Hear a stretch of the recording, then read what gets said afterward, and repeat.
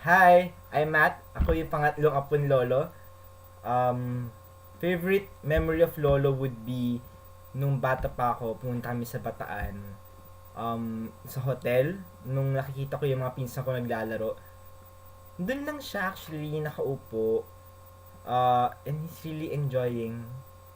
Kita yung mga apo niya. And the whole trip, katabi ko siya. Kasi sa harap kami. Ako yung pinakamalit pa nun.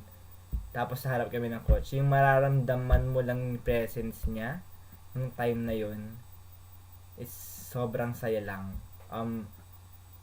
Kasi si Lolo sobrang mapagmahal eh. Never kong nakalimutan. Wala akong memory na masama sa kanya. Wala akong maalala na wala siyang, na may masama siyang ginawa sa amin, ng mga apo niya. And actually, why Lolo is cool also, that's the second question.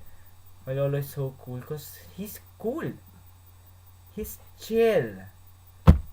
Yung every time na makita mo siya sa morning na nakasando, tapos hawak-hawak niya yung tiyaan niya, tapos ngingiti siya sa'yo.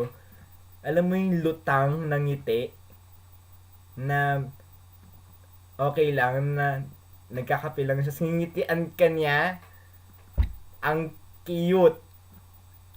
Yung umaga na halos parang Monday siya lagi eh.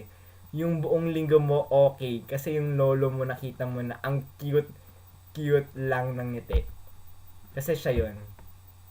Siya yun for me. Siya yung lolo na cool na chill lang.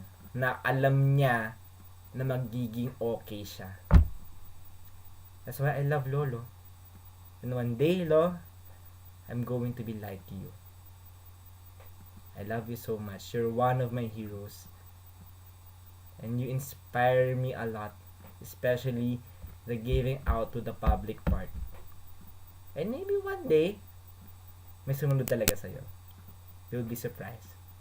I love you so much. Happy birthday! Mwah!